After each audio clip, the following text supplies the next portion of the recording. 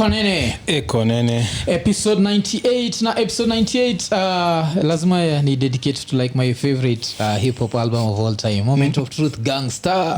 Unajua ilitokea the year 1998. Of course Gangsta, Guru and Premier. Kwa unapenda hip hop no juu ya say hata sijui kitu ya kusema, si ndio? Kuna watu yani inakuwa like standard, like ukianza kustudy kitu nika ukianza kustudy science lazima ujue juu ya Newton, tunacheki. So ukianza kustudy nini hip hop ama ukianza kusikiza hip hop lazima ujue juu ya Gangsta, like DJ Premier I think amework with the best of the best. Kila mtu mpaka hata Kani na Kani ni producer but still na Christina Aguilera alafu of course Jay-Z, Nas, KRS, Rakim, Big Daddy Kane, everyone basically. Ulisikia vile aliend up kwa na Christina Aguilera? Zizi Ungusikia? So Christina Aguilera ali reach out kama like lazima ikuwe mistake. Lazima ikuwe mistake. Kikaanza kumwambia vile kina like ile unakumbuka wale wasanii kwa jita group ile album yao Living Proof vile hiyo album ni one of favorite Christina prima kasema sawa tutawaka. No, Christina Aguilera alienda wapi? Yuko tu ni vile make so much money mpaka hata need ku release albums. Hiyo iko sawa. Nafikiri iko sawa tu. Si ndio, kwa vitu zake ziko zinago zile hata si plat ni Diamond over 10 million records sold, si ndio? Alafu of course hii episode iko fully sponsored by Kennedy the IT guy. So Kennedy with the IT stuff is nice. Before you call him, please restart your device. Alafu wacha tuanze na restaurant imekuwa restarted. Sanford imekuwa reopened. Niliona kutoka hiyo. Uski Sanford ilikuwa so good that nashindwa huyu kaa kulikuwa na head chef ule alikuwa anatengeneza zile njiva anaweza kuwa alikuwa unemployed time yote. Sidhani, I think say agenda place plan, si ndio? Cause hizo fries zilikuwa na some signature like taste that if I go there and find something different akwa disappointed. So keep that chef. Ule msa alikuwa anatengeneza hizo vitu nene mkamtafute kali kwa amepata ka side hustle mahali tafuteni, si ndio? Mahali pia mlikuwa mnabai kuku msichange. Because the only time Sanford ilikuwa wa challenged ni time kulikuwa na kuna restaurant iko inaitwa Millennium. Hiyo ilikuwa kali sana na kuku. Nakumbuka. Alafu sasa so kuna time ungeenda Millennium by kuku alafu tembee uende Sanford by njiva. Alafu sasa uko set kabisa. Lakini Millennium ikakaa mtu ikafungwa.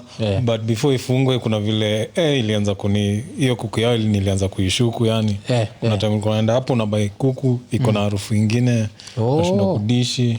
So uko panza kwa zile stock za Nairobi nasijua. Vitu kama hizo. And then ilifika time kwa nikienda huko hivyo nikibai kuku siwezi kuidishi hapo.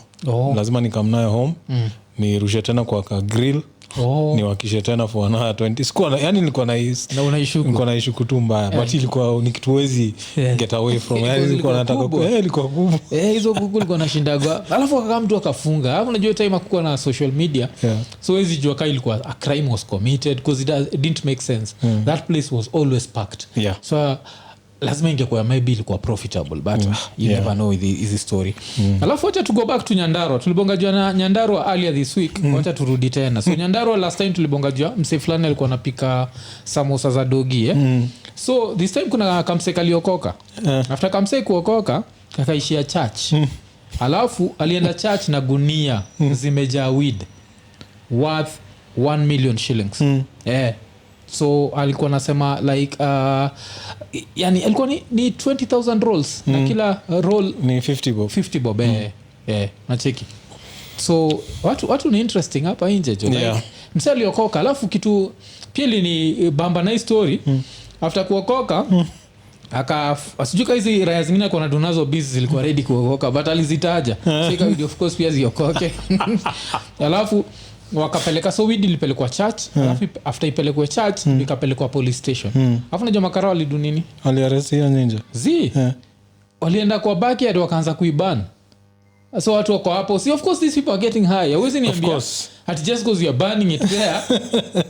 Because wako hapo wana witness weed ikibaniwa. niko sure kuna tumrasa alikuwa tumekatika mbao Jona shindo joke inakaa ni hiyo business ni lucrative huko hivyo because in Nairobi I don't think imefika finje at least even the okay hata the designer ones sidhani zimefika hiyo I could be wrong. I haven't bought weed in a while. Kuna inflation usisahau vile saizi bredi kwa majujo unafaa kujua bredi ni 60 bob 60 bob maziwa ni inachezea 65 70 jo economy imebadilika jo mtu wangu ukitoka states kuja Kenya utashtuka sijui kama nini statute of limitation inaweza kuwa imepita but kuna best yangu alitoka unakumbuka best show alitoka Canada best Mlami tulikuwa roommate and then tulikuwa tunaenda naye Nairobi National Park tukifikiri mtu anaweza tembea huko hivyo then we had to so huyo msee alikuwa msema weed so sijui alikuwa ameenda wapi akabuy weed maros mob but siku anarudi kwao angeweza kuenda kufly nazo so akaniachia aliniachia like over 100 so for a minute I was a plug ulikuwa nazikinda sindio siwezi smoke so unajua experience yangu na weed vile nikushow haiko hapo but niko nazo bob kwa nazikinda so roommate wangu hiyo time sidhani kalikuwa amebambika na hiyo story pia ni msem clean hatakangi story mob but Makarios kama ungewabeba nyinyi si wote angetaka kujua ati I was not selling itakuwa like why didn't you snitch itakuwa hivyo lakini story nafikiri imekuwa Jakoya happy like kwa Jakoya akiwa pahali na michoma weed nini ya 1 million hiyo hata mimi mwenyewe ningekushow fine unaenda kuokoka this thing is worth $1 million yes how are you going to make money now you have no plan right sell it get that $1 million start another business and tell your boys and then hata sahi tuuze maziwa ama mkate si ndio ama hata zitumike for scientific research ile kwa pahali destroying it doesn't help anything I wasn't happy when Moi burnt the freaking ivory it doesn't help makosa ikishafanyika imefanyika but now how do we rectify this afu unajua gati nini in developed countries au kuna vile utumiaga weed wanaimix na nini na tampons unajua gewe kiaje yes for pain relief for madam cramps so kuna kuga na weed whatever sasa sijui kai na boil I don't know what happens I don't know but that shit unachikidem yuko high yuko high through the pussy so ina happen higizo but still tukistick na huu buda anaitwa Wajakoya so Wajakoya amekuwa kikama up na like a lot of things anaenda kufanya akiwa president na kuna kitu moja ulisema ulichekia amesemeka bamba kuna kitu alinibamba ilikuwa kwa hiyo show ya nani tai so alikuwa anaongea vile vitu wanaweza fanya ku end corruption nini so kaulizwa sasa cause alikuwa anaongea juu ya story ya vile judiciary inafaa kuwipe out cause wote ni corrupt. Yes. So akasema sasa wewe ukiingia upate judiciary kwa hapo upate hao majaji wako corrupt utawaduia nini? Sasa tunanyonga. Yaani alisema casual. Like what? Which is okay because fuck up people's lives unafaa kunyongwa. Unafaa kunyongwa. It's how casual like he was saying it.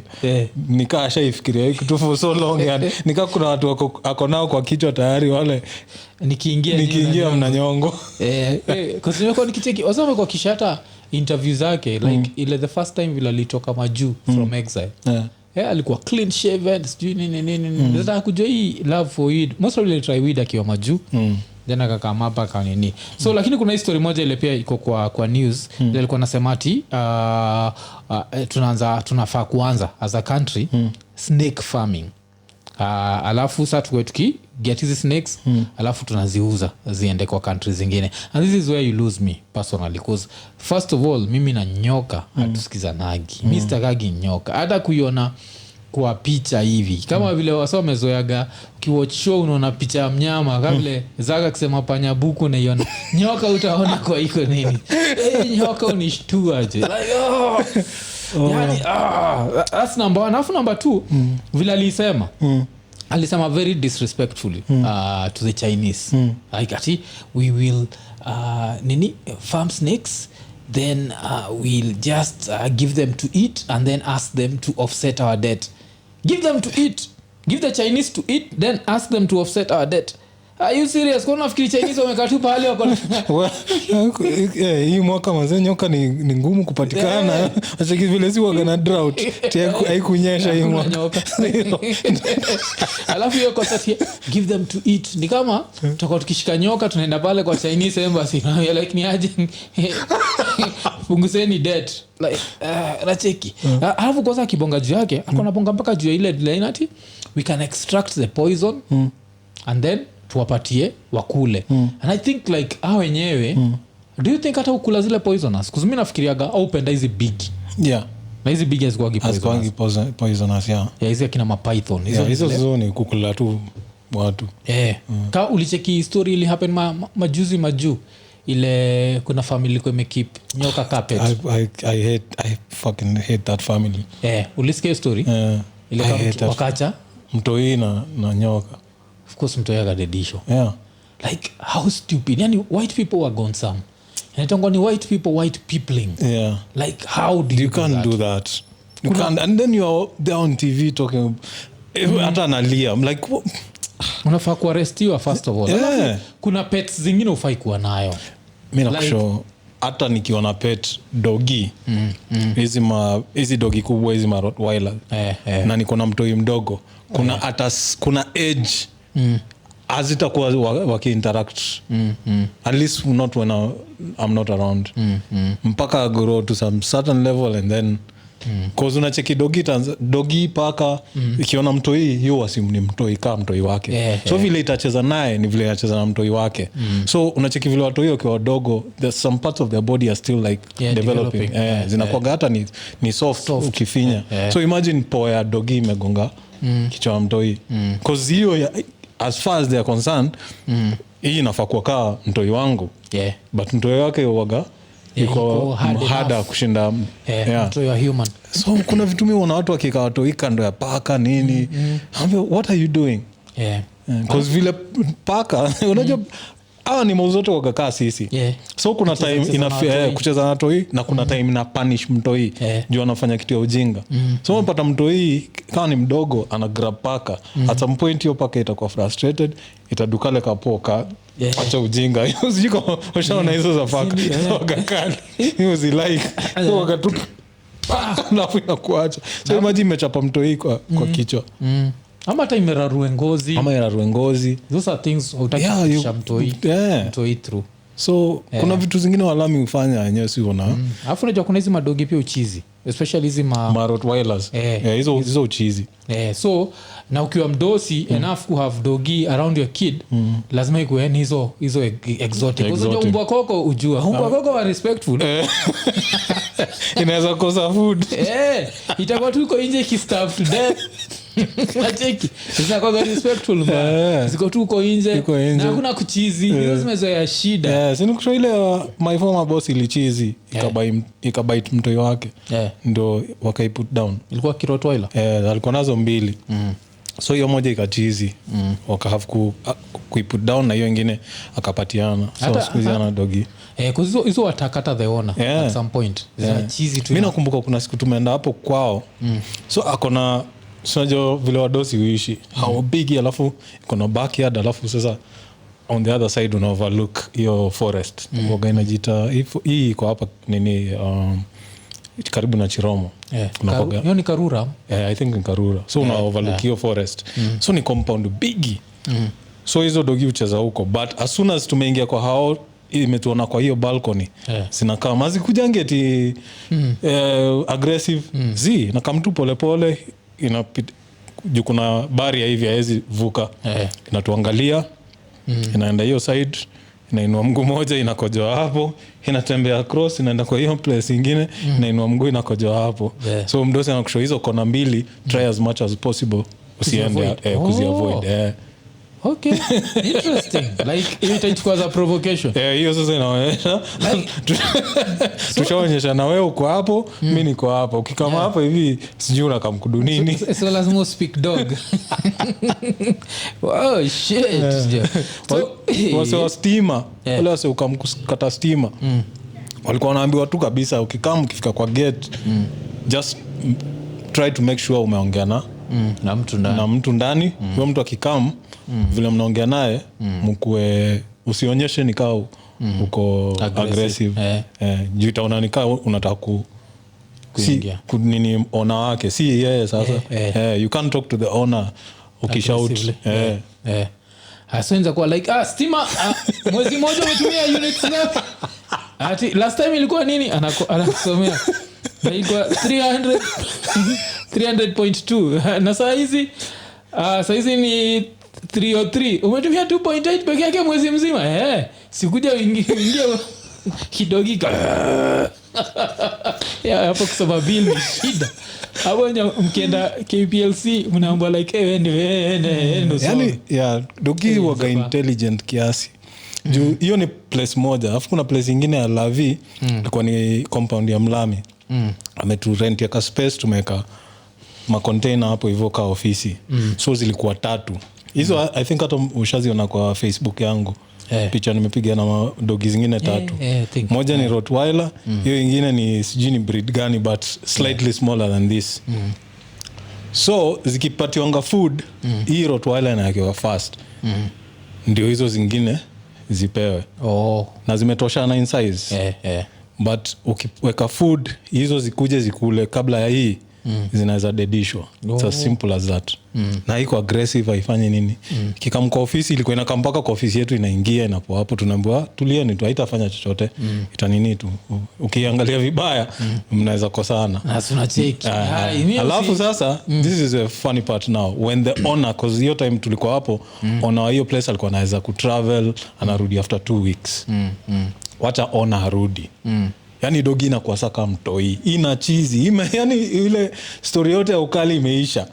Imerukia yani ona amefungwa tu gate hivi imemuona mbio imemrukia wameanguka chini wanacheza. Unachekituka mkia. I'm like I haven't seen this for 2 weeks. Ulikuwa tu hapo umemin mug yani hiyo time yote imemin tukibuy pizza. Na kamka imeminmaga hapo hivyo. So unashinda what do we do? I give you pizza. We don't know if you die. Unajua kuna vitu dogi haifai kupewa. Nasikia kaka nini? Ati avocado sijui nini. Kuna vitu mob cookies. Vitu kama hizo. Kitu because I guess later because na evolve humans wako wanakula vitu za ajabu hiyo. Hisi kwa tunakula avocado hizo siku. Naweza taka kujua kwa nini? I guess it's just a wolf thing. Like wolf haziwezi kwa. But dogs are interesting. Your place really learn so much about dogs. But me madogi waga zikiwa puppies were okay. Once they grow up mimi nataka tu kukipit mbwa koko forever. Mbwa koko ziko loyal, zikazichizi huko mbele, zikatu hizi zingine sijui ma pitbulls sijui nini. Either mbwa koko ama tu pet tudogo. Unajua tu anakichizi unakanyaga tu kichwa kana. Uto like kuna kamoja hapo kalikuwa kanapiga kelele nikasema siku moja nitatoka hapo nje nikigrab. Kalikuwa kana yani ukitoka tu kwa gate hivi kikuona kwa fence yao. The whole day. Na tunacheki ulikuwa ready ku attack. Ingekuwa Rottweiler. Nyani unge apologize. Uko like Z. So back to Akabuda na hizi ma snakes zake. So first of all, do you think it's a good idea for someone who's advocating for weed to also hunt people to farm snakes? Sasa try imagine uko high on weed na unafaa kuhandle snakes zinaenda China leo usiku. Si ndio? Consignment ishalipiwa. So mwezi ngoja huu mse asoba hapo. You have to do it. Lazima mdu kila kitu. Alafu apart from that, yeye mwenyewe so as a president you have to launch your projects. Unacheki so akina Uhuru akingangana na expressway, yeye ameenda kwa nini? Kwa network snake hiyo snake farm yake ama snake farm ya Kenya. Alafu apatiwe kipython. Kipython akijua ni president aanze kunyongwa na python. So president amededishwa na python. Vice president yuko high on weed. Like how we running this country? Utacheki very soon utaona vile Ruto atatikosea umse heshima. Niko sure unajua Ruto anaitaga Raila ule mzee wa kitendawili. Alafu aliita wase wa Kongo wale watu wa muziki. So unajua ataitwa mzee wa nini? Mzee wa bangi. Hata ule mzee wa bangi. Hata ene wale. Na hivi sasa yeye mwenyewe ndiye anafanya. It's starting to look like that. Like he's coming up with this idea. Too many, I think he's getting carried away with the whole like there's so much we can do. Alafu kwanza nini afterwards kuna msaliko amechora an article beste fulani anaitwa Richard Oduku Iko Nini Richard. So alikuwa amebonga juu ya like snake farming in China. Like snake farming in China how they farm so many snakes that wana exportigi inapelekaga like in China na making at least $12 million a year. That's like 1.2 billion. Awe wenyewe na export. So import yako haujui imekula nini. Pengine hata ziko na njaa. Unless you get like some of the rarest snakes ever. Super exotic. Uko China. So now the rich of the rich watataka kuikula nini. Otherwise there's nothing unaambia. Let's just stick to our lanes. Do what we do best. Hiyo ya weed mimi naona. Ndio inaweza work cause other countries like Rwanda here tayari wako na some deals with other countries watakuwa ki-export. So pia sika tunaweza export. Kuna places zinafamiwa and that's the only thing maybe inaweza thrive kwa hiyo land. Unapata wase wanatry kupanda mahindi zimekataa, beans zimekataa, but weed ina thrive. We should try and you can even make it illegal for people to smoke here the way it is right now with school. Just tell them it's illegal, but we have to make some money. Hii madeni hatutailipa na hizi taxes mnatrai kuongeza kila saa. Mta tax kila kitu. Hiyo itakuwa ngumu. Alafu nini lakini mimi tu ya weed kila nimesema tusimix weed na snake farming. Because pia we try kumagine nothing snake dishi. Haka mseka alikuwa ka high on weed kadishiwe na Python. Python digest Python pia iko high like a hole. Lakini talking of another thing, vile umebonga juu ya deaths. Unajua kuna country tunaweza ishia very soon tu. Hata sikuwa nimeiweka hapa lakini umenikumbusha. Uganda. Umesikia kile Uganda imehappen? Uganda wamediscover 320,000 like Uganda wamediscover so much gold that ile time wamei-clean kila kitu wametoa all the dirt nini itakuwa 320,000 pure tons of gold. Like gold ya Uganda itakuwa worth $12 trillion. Na mpaka nimefeel like hiyo iko kwa script time to talk to Museveni. This is your chance to leave a legacy. Countries like Dubai, UAE, United Arab Emirates and Qatar were poor countries. All it took was for oil to turn them from poor to rich. So Museveni anaitangwa nani? Sebo, listen to us. As in, this is your chance. Because I think watu fight here democracy. People fight for democracy because of ile lack of dignity. If you use $12 trillion to transform Uganda, no one will care about Bobby Wine and Kizza Besigye. Like if people have good housing, good medical cover, good what, no one cares about democracy. There is no Arab seated somewhere in the United Arab Emirates. It's like, I want rights. I'm a Qatar. I want rights. People are happy. Because Qatar, you don't need to work. Unajua hivyo, as a citizen. Na pia United Arab Emirates, you don't need to work. Kuna nyumba, inakuja na haulipi rent, stima unini, unajua hivyo? Like basic whatever, just being a citizen. Everything is provided. Now, do you want extra stuff? Of course. Luxury, now go work. That's with 12 trillion, you can change Uganda. You don't even, because what's going to happen? So you know what's going to happen? Museveni and he ka drunken son ka Museveni, hata usishtuke drunken son wa Museveni akianza kujoke hapa like, oh, I'm going to own a Lamborghini. Like some damn shit like, and then they sell the whole thing to white people who will own it. So basically they will own Uganda. Because try to imagine. So what I don't know, because you know Africa is full of shit. So you might find all this gold is going to be like extracted by the Chinese, then China will own like 90%, then whatever. So there's that probability because we do dumb shit. Lakini mi kila ningefanya if you're the Ugandan president Museveni send right now today send professionals to Dubai, talk to Dubai, mwambie in Dubai we are going to give you 1,000 kilograms of gold. That's a lot of money because that's like at least 45 million if I'm not wrong, like $60 million worth of gold. Give us your secret. What did you do? Like use the same fucking secret to turn Uganda into a first world country. There's nothing as easy as that. First of all, move the capital city from Kampala after another place from scratch where decent housing, decent what like that's not going to happen. Yes, asa mpata hiyo alafu bado kuna oil. So the only thing going to keep Uganda poor is if Museveni starts thinking like he's Taylor najua zile like no whatever and ama they just decide to be Africans where they want to own Lamborghinis but the country but it will cause war now. Itakuwa war. There will be like another Congo. Like very rich yet very poor. Very poor, so you know kitu ina happen jo mimi already ku move to Uganda. I'll move to Uganda. Sasa hata wanaoishi Busia pale kwa board hanzeni kujiuliza Kenya kweli nini.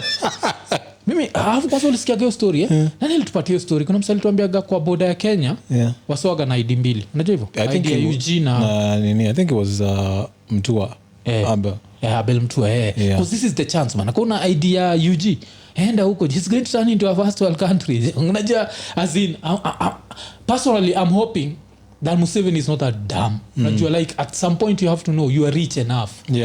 What more can you do now? Use the money. I love this is a legacy. You are dying soon. No disrespect but you are over 80. You are dying soon.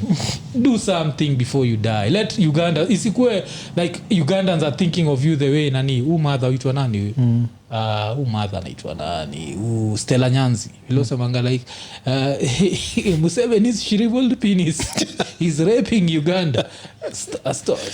Okay, I don't know if it's true because inasemekana, excuse me, sorry, if it's true 320,000 tons of gold, that's enough to turn Uganda into a first world. Come to G tons ni nini? Tons ni 1,000 kilograms. So basically wanasema Uganda iko na 32 million kilograms of gold. 32 million kilograms of gold. 1 kilogram of gold goes for around $59,000. If you turn that shit, it's trillions of dollars. Uganda population yao si high kama yetu. Hata Museveni anaweza kila familia ipatiwe kilo moja ya gold. Sasa shida ni watu wataenda kunyochanga za hiyo pesa. So you can't do that, but develop the country. This is your only chance. Africa has to have its own Dubai and whatever. Like Africa means to argue. Because Dubai ni oil too. There is nothing special. Qatar the same thing. But hiyo tumedigress. Haiko hata kwa script jo. So usahau vile tumesema hii episode iko sponsored by Kennedy the IT guy. Kennedy with the IT stuff is nice. Before you call him, please restart your device. So kutoka hapo wacha tukamkenya tubonge juu ya relationships kidogo. Kuna mde mmoja anaitwa Sharon Mundia. So kuna hii article yake imetokea linasema ana regret getting married at 23. And it made me think about it. Do you think 23 is a young age to get married? I don't think so. Maparo wetu I think walikuwa na get married wakiwa much younger. I think my mom is 18 years older than me. So tunacheki. So maparo wetu walikuwa na get nini kuzata mother firstborn wake alimpataga akiwa 17. So inamaanisha in the present world Buddha alikuwa kapido fulani but that was their world tunacheki. So now back to hii story. So cause vile nilisikia hivi nikaangalia nika research hata siku research ile off the top of my mind nikaanza kufikiria US people actually get married much earlier still cause hata tukiangalia like ma athletes mse kama Kobe shadidi of course but ali get married at 23. Steph Curry get married at 23. Tukiruka US nini twende Brito waswafuta mse ka Rooney will get married at 22. Still married to the same girl. So me historia udem I think it's more of a compatibility issue than age because anasema 23 she didn't have life figured out blah blah blah. No one has life figured out even at 50 no one has this shit is just complex. you can't figure it you out. can't figure this shit out. You just live, enjoy and unajua movers. So mimi nafikiria ni compatibility. Alafu yake unacheki vile that dude proposed. What them will propose you? Apparently there are two guys. See, No, there's one nigga. The first nigga. Nasikia ilikuwa extravagant sana. I think it's just that one nigga. Another nigga has proposed. How can you propose to that girl after the first nigga? You know what she's the first not nigga married did? to another nigga right now? No, I think she's single still. Really? Yeah. You know what the first nigga did? Zakadabo atamseka vile uko single and ready to mingle. Ule unafaa tu kumwambia tuishi pamoja. Usitry to propose. This nigga hired a helicopter. Helicopter. Ikaenda na yeye kwa Mount Kenya huko juu. Yeah. Helicopter ikaland. Dem anafikiria tu it's just a normal day. This nigga went down on his knee. Where try to imagine your shit. How can you still like utapitaje your shit? No, we're not supposed to compete. I'm not competing with a nigga. Mimi kwa sababu naweza kwenda mpikia sukuma wiki niweke ringa. That's why I say I'm not competing with that. If I'm going to compete, mine will have to be like some artistic shit. Yeah. Nothing to do with money. Like I know my levels. Yeah. So you probably have to be like some super artistic shit. But I'm not trying to compete with anybody in this world. Fuck your niggas. Two turntables.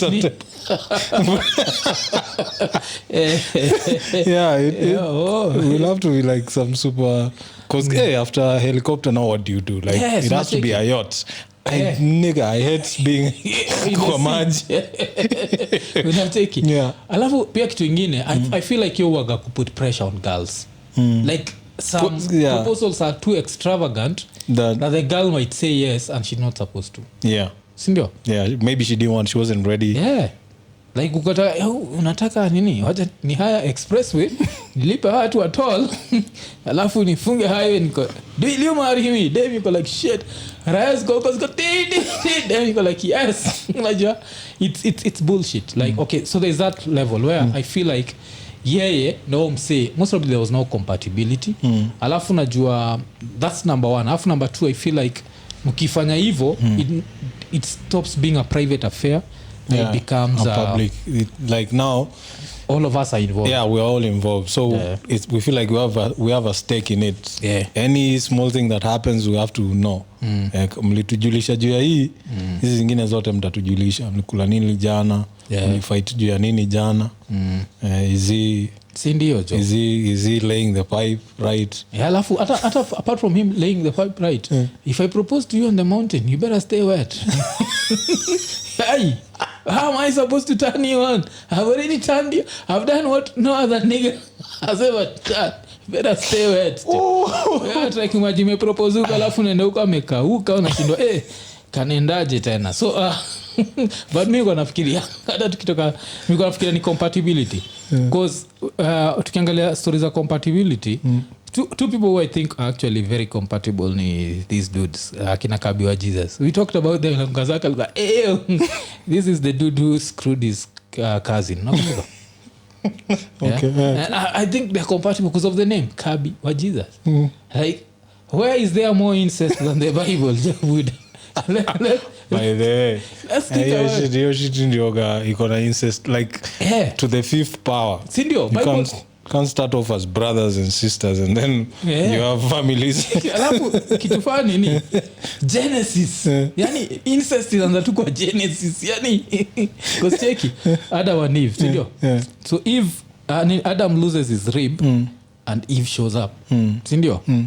Hakuna place yote unasikiaga Cain na Abel wame lose rib. So who the fuck were they screwing? Shit. No. That's where the incest starts. Alafu as if that shit is not even very incestuous.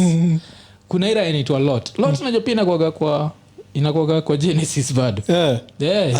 Listen, that's one book I read like a long time ago. I can't remember none of that shit. So so Lot apart from this dude sleeping with his daughters when they were drunk, that's some incest shit in the Bible. Like at some point these ninjas were possessed by the Holy Spirit. Like at some point, like okay, alilala go umeandika nini wewe? As in no one felt like this some bullshit. But ninja come up na story a lot.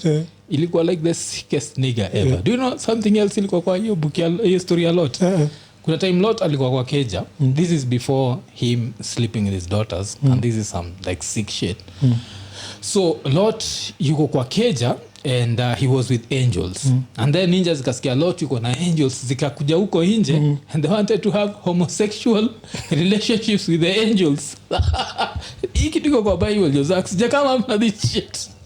This dude wanted to have homosexual relationships with the angels.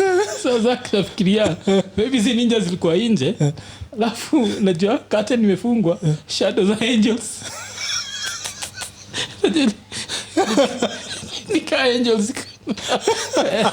Dudes goes nataka homo, lakini still like who comes up with this shit? Like even with the okay, so even with the old hundreds and thousands of remixes they've done to this book, hakuna mtu alifikiria okay, so let's change this a little bit. Zote ziko hivyo. Because I think I'll have to read that shit again because kuna vitu zingine mimi naonaga. You know, our parents grew up at a time when like everything they believed in came from either the news or newspaper, so there was nothing much they could do in terms of like research and questioning things. So me madhangu vile yuko saizi siwezi kuanza kumconvince. Akiniambia stories za God to agree. But the rest of you niggas, let's sit down and discuss this shit. Like I laugh at you because first of all, saizi if you're getting offended, hiyo ni shauri yako because first hawezi niambia one minute hawezi kuwa unaniambia that homosexuality is not an African thing. Then the next minute you justify it being in the Bible. Because if it's not an African thing and the Bible is African, it should apply to Africa, then hafai kuwa na homosexuality anyway. So the fact iko hapo and people are trying to screw angels like you can think about it. Alafu nasikiaga ukisoma Bible apparently angels are very ugly according to the description kwa Bible. Okay. So the history ya kuita dem yako, you're such an angel. Apparently it's not, if you are to follow the letter the description. So kuna raya zilikuwa nje jo zinataka kuondoa angels. Gabriel angekuwa na bahati. Sikuna msali kwa itwa Gabriel. Endel kwa the angel of death ama sie. Wendo unaenda kutudedisha. Bend over. Bend alafu tu wings kwa Yes, we know we are going to hell. We already know that. So still sticking na history ya religion. Kennedy the IT guys, so Paula kaya ni religious. He's a job udajo. Lakini unajua Iko Nini. This is not the first time ame to sponsor. So nakumbuka. So still tukistick na history ya religion. Unajua kuna mother fulani jo iko 78 years old. Ali die after fasting for 3 weeks. Like when I heard this story first, I thought it was a young person, so I was really angry and I wanted to talk shit. But as soon as I heard it's an old woman who's 78 years old, I'm actually sad because she does not know better. She's never, I'm assuming she's never been in a science class. She's never whatever. So I think she was hoping at some point Jesus would stop her from the hunger or whatever she was. Ali dediko hao tu ibojo. 78 years old. How sad is that? And this is why ukionanga tuna make jokes about religion is because we need you to get like free your mind from this whatever these fantasies and whatever. You're just alone. Like when you're sick you go to the hospital. No prayer will help you. Yes, sometimes you'll pray for something and it happens. It was supposed to happen. It's not because you talked to yourself. Because prayer is literally you talking to yourself. And I know this might make us lose a few subscribers but you need to face reality. Usifast ati kwa hao ati una hope kuna mseta z wewe unafikiria kina Kiuna na they have the best medical cover. Unajua kina Kanyari utapata iko amensure mpaka voice nacheza ni usiongee kitu hapa tu. Kwanza kuna story hii hata sikuwa nimeziconnect lakini so the High Court ya Kenya may stop KRA from taxing isn't it about tithes. Really? Yeah. I'm starting a church. If that's the way we're going to get around this whole tax thing, Iko Nini to a church. Si ndio? We just turn it into a church. Alafu unajua we are allowed to worship the way we want to worship. and so it's in a our church we will get tithe na vitu kama hizo. We worship YouTube. I don't know kila si worship about worship mean because come on, everyone has to pay their fair share for us to be able to take care of some of this shit. Schools, hospitals wazee. Unajua, I think we're the only countries continent ile haina facility ya ku take care of like old people. Yes. How the fuck do you expect them to nini? Sayo, like look at these pastors. Msika Kanyari na driving range. Unajua kiuna kasko wrong, kiuna uaga mpaka na like nasikia kijaki kwa mpaka na ka fish tanks. Sijui ka fish ziko chini kwa floor or something. He lives extravagant. So these people are not being taxed. They are getting free money because this is free money. Like people work hard, then they go there. This person pretends they are speaking to a higher force. Then people give them free money. Then they use this money to live extravagantly. Because musema hivi sawa. Let's keep it like the Bible 100%. Jesus alikuwa na drive nini? Ama na ride nini? Jesus alikuwa na sleepers kwanza. Yeah, and what did according to the ride? Bible, huh? What did he use to ride? Donkey. Yeah, donkey. Let's not tax donkeys. Like if you want kuwa na donkey 50 pale kwa parking lot ya church yako na uko ukipanda juu atakutax, lakini as soon as you want to nini arrange, that range needs to be taxed vizuri kabisa. Wewe mwenyewe hii kitu ni upuzi kabisa. So kuna hiyo story na KRA, at least KRA you on the right track, because at some point someone else will say this is bullshit. Ajua like there needs to be an executive order, because kitu moja ile Kenyan politicians know, the minute you pretend to be religious, everyone is unaogopa Mungu. Tuache ujinga bana. Churches need to be taxed. So you the story na happen. KRA alikuwa amefikiria jua kutax ama fine. Aanza kutax, wachane na hizi email mnanitumia. Mazee wamenitumia email mpaka nimechoka yani. I'm going to file that return very soon. Nitafile, msijali, ateni tu na hizi email. Na ni boss sasa. Let's tax. Alafu pia nini story ya unajua so far Tido imekuwa frozen through wale madem kutry kutumia do. At time ilikuwa like 120. Saizi the amount frozen total saizi ni 500 million. Wewe mse bado anatuma? Ni yeye plus mabese zake. Alafu ama dem wanatumiwa nikaa wote wanajuana. Na hawezi ambia say something is happening, let's figure something come up with a plan. Let's start a church. Let's start a church. Let's start what is it called? Let's start charity organization. I don't know. Talk to someone at KRA, know how to get this money in before it's flagged. Like ama dem kwani ni matako tu wako nayo. Naweza taka kuona vile wanakaa. Lazima lakini ni madem wanapendwa na wazungu, so maybe hiyo rasa kwani ni flat aje mpaka kuzala ame natuma tu do 500 million imekuwa frozen. 500 million shillings. Like this is at some point keep doing it, like wapatie tu pesa bure. What do we do now? Because unajua najua ingekuwa 100% sure the money is going to end up in the government's whatever, it's another thing. Yote niko sure end up saa kwa individual pocket za mtu. So hiyo ndio kitu ina happen, lakini hasa naendelea kutuma dojo, si mnitafuta jo mnitumie hii pesa jo, because another thing pia nashindwa kwa nini do inatumwa mob hivi. Because sawa, you have how much, you have 100 million you need to send someone, si ndio? Start kidogo 100,000 200. Listen, there are things called, alafu with time kuna vitu zinaitwa I remember kuna vitu zinaitwa something automated, some type of transfer where every month do inaweza toka kwa hii account iende kwa account nyingine without anyone doing anything. Imesetiwa tu hivyo, si ndio? Then you can just open an account in that country. Ndio nasema every month wacha kaso kaende kwa hii account. That way if somebody raises a flag unaweza pause hii nyingine while you try to sort it out. Otherwise you're just losing your money. It's bullshit kabisa. That's like your story na nikatsia jo. Nikifikiria jo ka 500 million jo kameenda tu hivyo jo. Sayo mazeme hapa na jo unashindwa like kuna equipment nataka kubuy kuna like there's always ikikam to equipment unajua gazisi electronics, there's always space for more electronics. Oh my god. Yes tajua. So alafu kwanza talking of technology, unajua Kenya Power wame come up with some technology wanataka kutumia. Inaitwa the Live Line Maintenance Laboratory. So hii Live Line Maintenance itakuwa design, they can do maintenance bila kutuzimia stima. But inaenda kukost $3 million. Okay. So like with that wanasema ita reduce ma blackout na pia both planned and unplanned. because they can maintain anything without kutuzima. That's dope. Lakini sasa nashindwa wanaweza maintain mvua because hii hewa ya mvua kwa hiyo tusinge mvua pia ikinyesha stima ina lost. So kuna maupumbavu kaa hizo but that was some good news. That's good news. Alafu acha turuke tuende wapi, Zimbabwe ama TZ? Chagua moja. Acha tuende. Mi upenda to save the best for last. Na TZ of course is the best. I don't give a fuck what you people think about TZ. Best country in the world. Sawa. So tuende Zimbabwe. So Zimbabwe kuna history tulibonga juu yake. Na kumkaya kucut toes.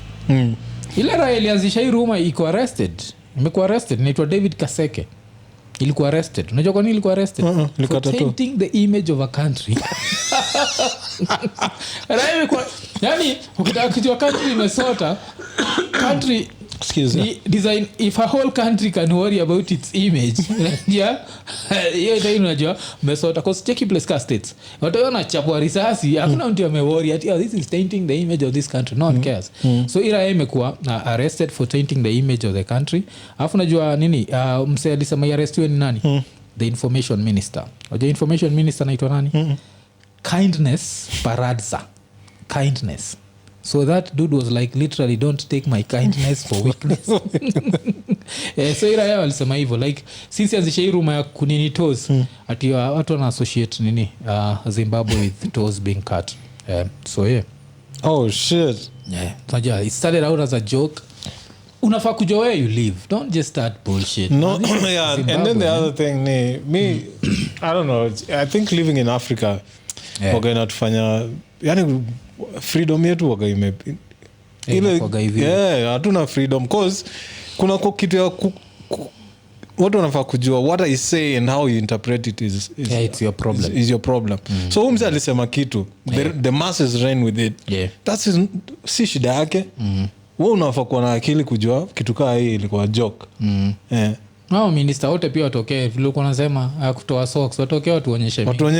Kuna wengine hapo maybe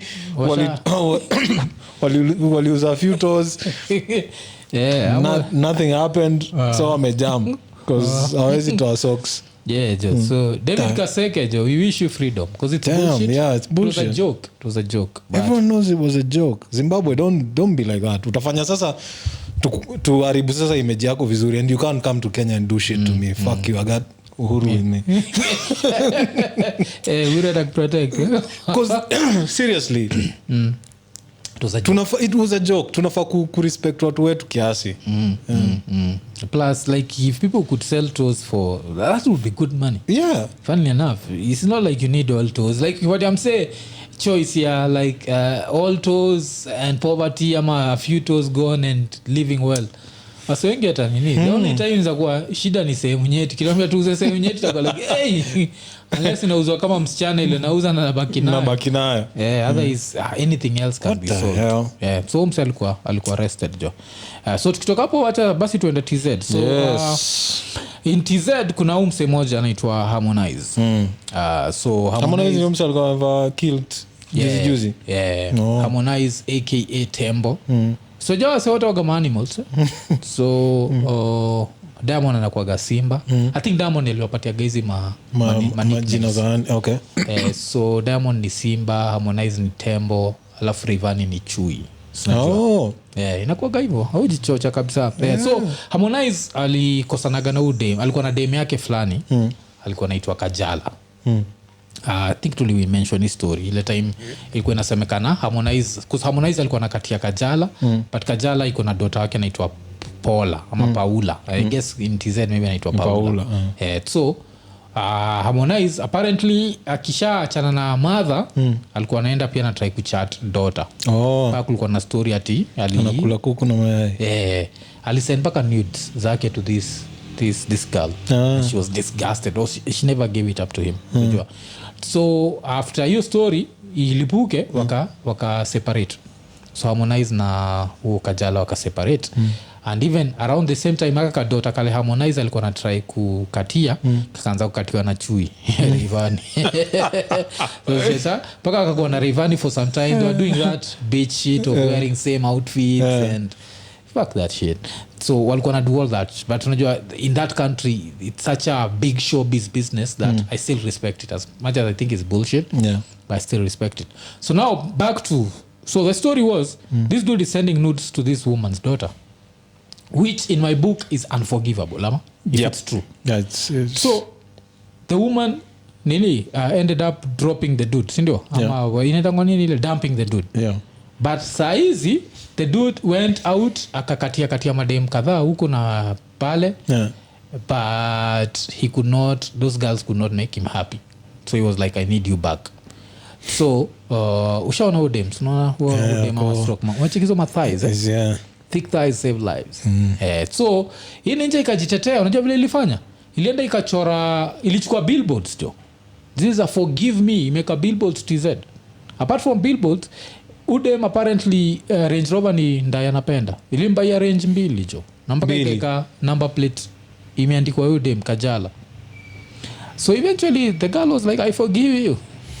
So the question is there anything that's unforgivable? If a dude can send nudes to your daughter and you forgive him, then like is there anything that's unforgivable in this world? Damn. Wacha kiwendi ulisema kwa tetea TZ. So now okay, hizo hapo sama nichomea wenzangu. Inakuaje tena? Unataka kuruhusu mtu ale kuku na mayai? Yeah. Da. But anyway, it depends cause tuseme a Range Rover will make you I guess. Yeah. If that's your favorite car and this is the only place it can come from, because maybe no one else is willing to buy 2. Yeah. Kuna mtu anaweza kukupatia yake for 1 week. Huyo amekubaia 2. Yeah, uko like maybe I can not forgive you but let the world know that I've forgiven you. Alafu unajua another thing is now where I didn't like this whole story is this dude has made the girl the CEO wa Konde Boy. Really? You know, the Konde Boy Records ama Konde Boy. Hey, msee alikuwa in love. How good was that like, cookie? Yeah, jo inaka ilikuwa design ya Erykah Badu, it was some good shit. Yeah. Alafu unajua ile dem ni thick thighs. Yeah. So inza kwa ilikuwa that's which for me is a bit too thick but yeah. Usha watch stand up ya nani? Yeah. Cat Williams. Ile ya juzi. Mwanga vile kusema jua creamy. Inaka ile ni creamy mbaya. Hajaikuwa creamy John za cheese. Niko biguni. Biguni iko hapa ardhini. So ni hiyo lakini mimi kwa nafikiria also from an African perspective. Saizi ako ka Paula. Akianza kufail exams. Wajua anaweza jitetea. Because in African traditions you're not supposed to see your parents naked. Sasa nianza kwa William msichana kwanza one uchi wa babake hajakuwa sawa. Ati babake ni nani? Konde Boy. Sasa natiki hizo za obvious. Alafu ningeza by this is the time ningeza kupenda kwa TZ. Nisikia watu because which tribe is in Kenya is looked at as the I don't want to use this word. But kuna zile tribe zinaonekana ni kaza za ovyo kabisa. Ile ukijulikana wewe ni so tribe fulani hata unaenjoyiwa. Huko TZ wagani yao Makonde. Makonde. Ukibia vifani mtu akaacha ndo Makonde. So huo msendo alikama kai popularize. Alafu sasa hizi naenda kuitanish tena. Ningependa kujua vile what is it wanaweza kwa kio. Wewe vipi wewe mbona Makonde?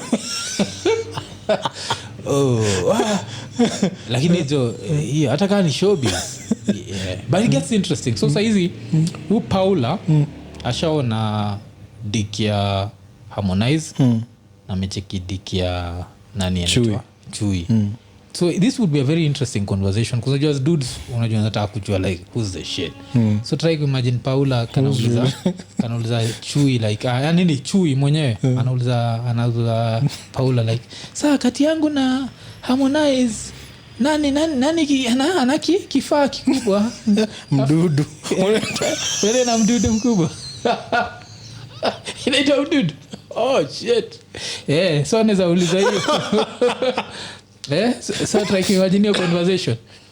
ya Paula na nani I need to stop every relative of mine from watching this episode. Nimeharibu hiyo mdudu. What's that religion? Mdudu. Kazini tuko na mwangaji angels. Hizo zinaweza wapita. Hizo wanaona tu hao ni wamepotea. Nianza kuingaji ya mdudu hapo tuepotea. So na try imagine jablia conversation izaenda. Kwa sasa Paula, afu Paula akakuenika cold hearted. Kaangalia hapo kama wewe unaitwa nini? Chui. Na yeye anaitwa Tembo. Okay, jibu liko hapo. Ati kushindana na tembo kunya upaska mzamba. Si ndio jo. Because I'm assuming tembo zinaitwa si tembo ni elephant. Si lazima zikuwe zina park hii. Si eti lazima zikuwe zina hizo vitu zina park. Si ndio jo. Sasa kwa like unaitwa chui kanatokea kidogo kanarudi ndani. So ile hata kuna animals mpaka hata zijulikani. I don't think vitu kama chui, simba watu wanajua hata size ya nini zao. Hizo waga shy. Hizo have sex zikawa zimejificha. Alafu lakini tembo mazee waga unacheki game inuaga. Vile hiyo nini upiganika kitarumbeta. Kimbiza ka female. Burungo ina hang tu. Saa ingine ina drag nini kwa inavuta hizo burungo wakasema damn shida tu ni sasa. And then the male elephant is usually like way bigger than the female, so I don't know how they do it. Because the females waga ndogo, male waga kubwa. Then zikiwa in heat burungo waga inatoka. And at all times azikwangi zime relax. Me all the times I've seen elephant ni kazi nakimbisha kitu zinafaa kubinja nikaka kuku natoka mbio na burungo iko usaji kufanya kumekio sound hiyo. Oh shit. So kuna hiyo jo, kuna machui na kuna whatever. So hii episode vile tulisema iko sponsored by Kennedy the IT guy. Kennedy with the IT stuff is nice. Before you call him, please restart your device. Na tukimalizia, acha tumalizie na story moja imekuwa ikihappen hapa Kenya. Ni story political, ni story na mitumba. So kuna a whole debate imeanza juu ya mitumba. Alafu so huyu msee na leo inabidi tumtaje mara mbili. Kuna huyu best yangu anaitwa Richard Odor Oduku. Alikuwa ameandika whole article about mitumba na vile zinaitagwa all over the world. So kwa msee elewi ni ilikuwa Monday kama siko wrong. Kulikuwa na manifesto ya Azimio. So kwa manifesto ya Azimio, one of the things ule Raila alisema ni wanaenda kutry kupunguza mitumba. Ndio wasioanza kuvaa vitu newer clothes. So like try kufufua Rivertex and hizo like the textile industry ya Kenya. Hata kabla niendelee, one thing tunaweza furahia sana sasa tuko kwa the political period unajua. So Igathe, especially Igathe na nani na Sakaja jo, if you are to get one of them jo, mimi nafikiri naweza bambika najua inaweza kwa like a good session to talk politics and really actually ask you the questions. Because you jinga ya kusema I will do this, I will, afa kuna mtu anadig. Usha notice Wakenya wa digging like how will you do it? Si hiyo ndio wagashida yangu na politicians wengi. Mimi wana at some point we need to come up with a situation with a contract. Mtu akisema enda kufanya kitu fulani to sign contract tu. Ile design ya usipofanya what happens. Yes. So because both camps zinasema zita get rid of mtumba but in different words. So pia Ruto alikuwa amesema in his own way. Lakini hata hiyo ndio imefanya nani washaanza kujitetea mapema jo. Nilikuwa Wetangula alikuwa like that manifesto is bullshit, wamecopy manifesto yetu. Sasa hiyo vile ile time ataenda kwa Ruto we deliver 70%. No, why they copied our manifesto? Try kutafuta excuses zake jo. So lakini sasa still Umsa aliandika a very interesting article juu ya how zinaitwa. So wacha tuanze na wapi? Tuanze na Zaire. The Congo ati mtumba zinaitagwa Vietnam. Because the clothes were originally owned by people believe that the clothes were originally owned by American soldiers who died in Vietnam. Okay. Alafu in Togo zinaitwa jina fulani ile inamaanisha dead white men's clothing. But sasa in Ghana pia zinaitwa the same. So in Ghana zinaitwa obroni wau. So obroni wau means dead white men's clothes. Alafu hii jina mtumba yenyewe it's a Swahili word meaning bundles or bale. So jabile zinakamikika zimebandoliwa. So kuna hiyo. In Zambia they are called salaula meaning things you select by rummaging. So jabile lazima uende ufanye hivi. Alafu in Haiti they are called Kennedy. Nacheki.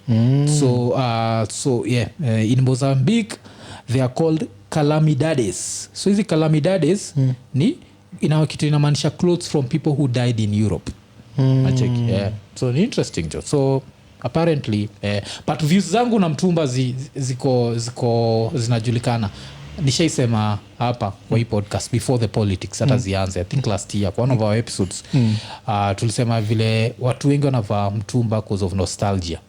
Najua ile time ya kusema mtumba ni more affordable hizo siku ziliishia. Saizi ukienda place kama Toy Market ama Gikosh kubai kaki utapata unauziwa kaki second hand at 1500. You can get a brand new one ya 1500 mzapata ile imetoka China. So the fact unataka kuvaa kitu whatever hiyo ni nostalgia. History nyingine pia so believe ati vitu umebai Gikosh ni origi. Kwa nini nafikiria hizi knockoffs azivaliwi US? Unajua Jessica Gaizo. See everything has a Canal Street. Unajua hiyo Canal Street version of something. Canal Street ni place iko na knock everything, hata ni iPhone, viatu, Chanel bags nini. Canal Street utapata an exact replica of that. So hizo zikikuwa mzee pia zinapelekwa wapi? Sisi zinachanganya tu na hizi mtumba na zinakamuko hivi. Lakini unajua electronic at least kiwa bootleg utajua. Vile umesema maybe iPhone bootleg utakuwa ukitry ku restart I start ama kale ka hapo lataka jaumwa kama kako na meno ya unacheki yani. Lakini nguo shida nguo ile sio origi shida wagani size zaka kivaa t-shirt ya Gucci alafu aniambia alinunua $1,000 alafu mse mwingine akamna yake ile alinunua isich itabidi zaka anza kujitetea unaona hizi stitches jo ona hizi unacheki but an electronic will know hii ni bullshit inafaa kwa iPhone instead of nini battery ina drain battery inaongezeka inapita 100% imefika 150 unacheki like so there's something there jo alafu tukimalizia acha tukumbusha wase leo usiku kwa sasa tunabonganika ni leo so leo usiku Friday kuna a live stream make sure to join tunatrai kuduaje tunaiduaje tadu tu live like people can call in people can call in sisi tuanzishe Discord because I think through Discord ndio tunaweza kuwa na group of people who can call in because you don't have to have a phone number to call Discord. Okay. I think juzi asubuhi nilikuwa na watch live ya sister. Alafu wase wa Discord walikuwa na call. So we can start a Discord for Iko Nini and then we'll share it on a public alafu hizo designs zingine tunaweza kwenda live kina Instagram ama itakuwa tu YouTube peke yake. Tunaweza enda pia Instagram cause ile ni vitu tunalearn as we go. Instagram we'll just put a phone somewhere. So kama kuna kitu yote tushaibonga ile kufurahisha kama leo tumeenjoy a lot and the angels tomorrow is your chance it's tonight is your chance kujiachilia na kutuambia your opinion. Of course you can still turushia kitu tayari kuna wase wawili washaturushia kitu for tomorrow. Kuna msanii wa Paul Kongo akiwa masides Australia alafu Simon Gozo akiwa masides za US najua Simon the tracker au washaturushia kitu ya episode 99 kusa hiyo live itakuwa episode 99 si ndio? So ukitaka kuturushia kitu jo hatukatai jo tuna appreciate kabisa. Saizi tuko headed to 22,000 subscribers si ndio? So like, subscribe, hit the notification button, tell a friend to tell a friend. So tukimalizia jo live stream leo jo tunataka sana kusikia nini zenyu views zenyu on different stuff. Kona plan ku preach tuma dogo kwanza jo goes out to convince otherwise hiyo kitu kingine pia happen. Kuna msesa hizi nikoshua na Iko Nini like ase nikikaa nao for 3 minutes naweza wa convinced that Jesus is the only way. Nacheki haita happen. Like there's been many before you. Yeah. But if you give us money we can tolerate your bullshit for some time. Yeah. Oh, by the way, speaking of which, tolerance. Yesterday my tolerance level ilikuwa at an all time low yani. And then kuna mse alienda pukame ameni accuse on some shit. Nika go off. So that's not me usually, but usikuje kwa comments ukitafuta shida. Kuna wase ukam kwa comments zetu wakitafuta shida. Because kuna wale wase disagree na sisi on things. Na si woga we are cool because that's your opinion and this is my opinion. But don't come accusing me of saying something I didn't say. That's some bullshit. I'll fuck you up. I think nile Surya Tupac. Don't do that. Alafu that's your opinions so personally like disagreeing with people imanishi mtu anakudisrespect. Alafu anyone you respect, there are people who don't respect them. Take it. So unaweza disagree, unaweza but accusing people of doing things they haven't done, that's disrespectful. Hii inamaanisha ulikuja hapo na intentions za kutafuta shida. So vile tumesema 9 p.m. Friday, sindio? Live stream, the first live stream ya 2022, sindio? Tell a friend to tell a friend, tupatane hapo, tubonge. Tukimalizia episode 98, sindio? 98. Tukisema eka nene.